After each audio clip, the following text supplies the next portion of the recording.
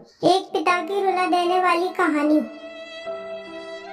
किसी गांव में एक बूढ़ा व्यक्ति अपने बेटे और बहू के साथ रहता था। परिवार सुखी संपन्न था, किसी तरह की कोई परेशानी नहीं थी। बूढ़ा बाप जो किसी समय अच्छा खासा नौजवान था, आज बुढ़ापे से हार गया था।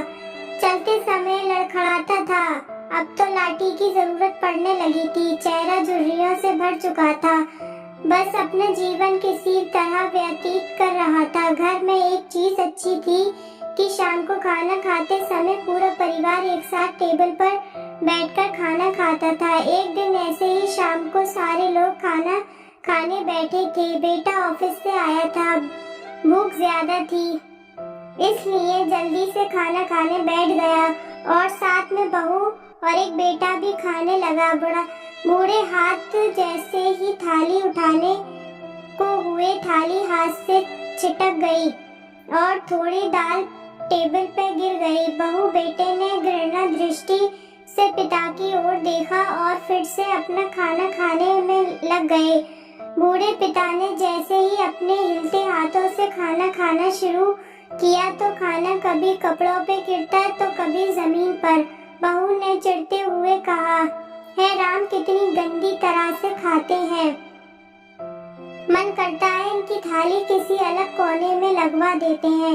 बेटे ने भी ऐसे सिर हिलाया जैसे पत्नी की बात से सहमत हो। नन्हा पोता ये सब मासूमियत से देख रहा था।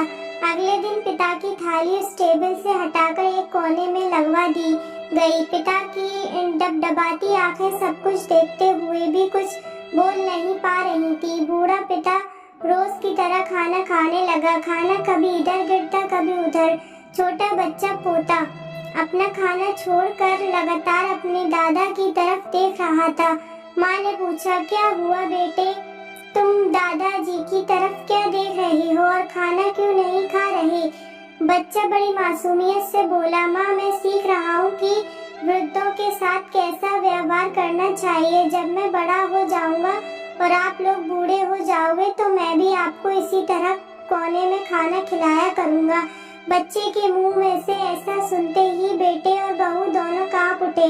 शायद बच्चे की बात उनके मन में बैठ गई थी, क्योंकि बच्चे ने मासूमियत के साथ एक बहुत बड़ा सबक दोनों लोगों को दिया था। बेटे ने जल्दी से आगे बढ़कर पिता को उठाया और वापस टेबल पे खाने के लिए बिठाया। बहू भी भागकर पानी का गिलास लेकर आई कि पिताजी को कोई तकलीफ ना हो। तो मित्रों, माँ बाप इस दुनिया की सबसे बड़ी पूंजी है।